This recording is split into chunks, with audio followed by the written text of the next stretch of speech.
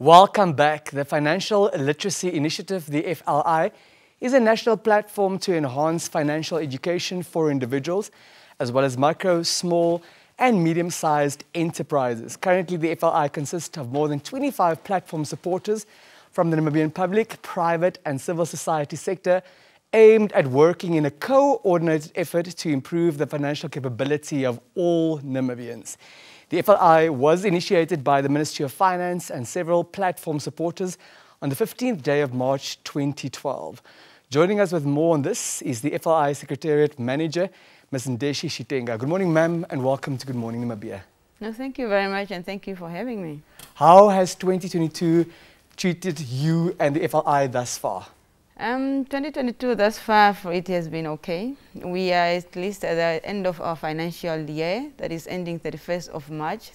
The outlook, it's looking positive. We are hoping that COVID will slide down a bit so that we will be able to attain our mandate as a financial literacy initiative. Thank you. That sounds in accordance with the mandate and the instruction of cautiously optimistic.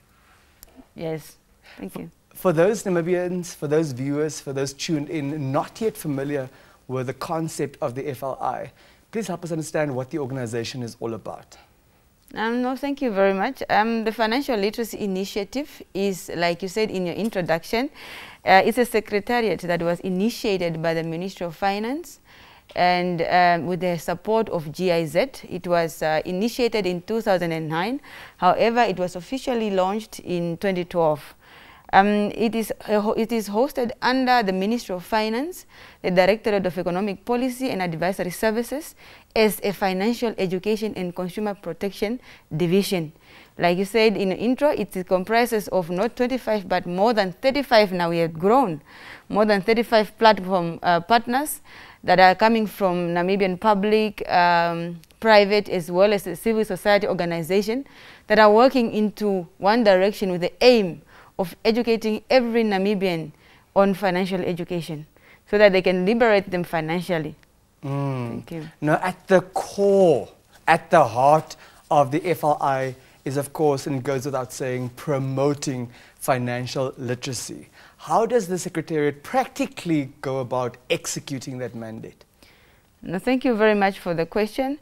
Like I said from the beginning, that our mandate is to enhance financial education. Therefore, the target group is for all the general public, for all the Namibians. So for us now to practically implement this, we, however, segmented our target group in different categories. We have the first one, which is called children.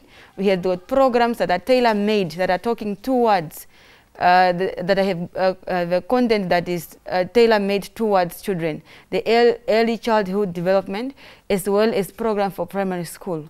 Another target group is the youth, that is comprises of our secondary school kids, as well as the university students. For secondary school, we have what we call the Pre-Entrepreneurship Day, that we all offer to all the schools in Namibia on free of charge, remember? And this is because the secondary school have a subject that is called entrepreneurship, where the children are required to do more market research, pricing of their product, and at the end of the day sell this product to within their community to probably raise funds for schools and for themselves. So what do we do in this program is that before that venture of that entrepreneurship day, Financial Literacy Initiative engage these school students or school learners to just caution them how do they identify pricing mechanisms that are better for their product, and then marketing and so forth. It's a wide range of series of financial awareness sessions to the students. Another target group is adults, and the adult we are talking about employees of all the organization, whether you are a platform supporter or not. But of course, the platform supporters or platform partners, they benefit more. This is what we call financial wellness workplace program. How are you financially well when you are working? Because many times you find that there is a notion to say there is no correlation between one's qualification and their financial behavior. What we are trying to do here during the financial wellness workplace program is to teach individuals, or at least caution them, to change their behavior towards their financial management in order for them to live a healthy, successful, and no worries life when it comes to financial freedom. The other group, the target group, is also the micro, small, and medium enterprises. And then in this concept, we are targeting everyone, being the meme in the corner selling fat cook or selling kapana, everyone. And our content is targeted in so that it speaks to the needs of that specific category. Thank you very much. Now, the layperson like myself deems it sufficient that you should be able to know how to draw up a monthly budget, let alone the struggle it is to honor that budget. What exactly are the components of financial literacy? The component of financial literacy, we would want to just because we, like on financial wellness or personal financial management, the ability for you, the ability for an individual to manage and identify their financial institution, not institution, but financial situation, identify your own financial situation, know how much you earn, how do you spend that money, are you having some saving, are you doing investment? Those are the components of financial literacy. What we literally meaning is just that is a planning series of your financial situation, you identify your financial goals, that is what we call financial planning, you budget towards that goal, how do you execute that financial plan, and do you leave some, or how do you, do you treat your saving as an expenditure just like any other expenditure? That is the components of financial literacy. In pursuit of inclusion, how does an unemployed person go about this challenge? The financial inclusion is a broad concept. However, because most of our commercial banks or most of the financial sector or financial institutions are our platform supporters, we are targeting from that angle. We have what we call the most of the commercial bank have what is called a basic bank account, where you have charged a very minimal amount of rates and they are not monthly charges. It's a minimal that you are supposed to have in order to open that basic bank account. So, and it's affordable, so everyone, you can walk in any bank and just ask, no, I want to open a basic business account. So for that, for us to, that is what we encourage the commercial banks or our platform supporters to engage in, or to open doors so that they increase access of everyone, even those that have no regular income or with minimal income. Yeah, provided, of course, you are employed gainfully and or have access to lawful sources of funds. Yes. Do you believe it's possible to educate the entire society to ultimately attain financial wellness? Yes, I believe that one. It's possible to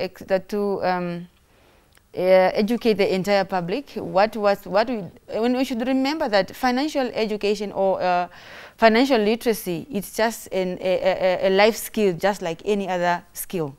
So what FLI is trying to do is that we are also at the moment we are in talks with the Ministry of Education, so that we incorporate the financial literacy content to be part of the national curriculum, because we want to start financial education as early as possible, so that at least when you start when they are young, they learn and then they carry it throughout their journey of life. It's a life skill that you impact, it's a long life skill that you impact on an individual when you do it while it's early. And that our goal is to incorporate the financial education content into our formal school curriculum. It can be a standalone subject if there need be, or it can be incorporated into other subjects just like mathematics, accounting, as well as entrepreneurship. Now, the presumption is that the average person has a negative financial blueprint. In conclusion, which are the lessons you learned over the years that led to information that you wish you had when you started out? The information that I wish I had when I started early in my career is that I wish I knew how to save more. I wish I knew how to identify between my wants and needs. And I wish I knew more about investment, because many times as young ones, when you started working, you're only excited about getting a car. But is that a car an investment worthwhile for a young person? Because when the priorities change. As you are growing old, financial priorities are changing, and even what you want to achieve with your money, it's also changing. So I wish I knew more about financial literacy. I wish I knew more about how do I choose a financial a specific financial product that speaks to my unique need, and I wish I knew more about investment. And on the investment part, I would just want to caution the if it's too good to be true, it's not true at all. In order to ultimately get more bang for a buck. Thank you very much for this educational lecture this morning. No, thank you. You're welcome. That was Ndeshi Shitenga. She's the FLI Secretariat Manager talking to us about financial literacy.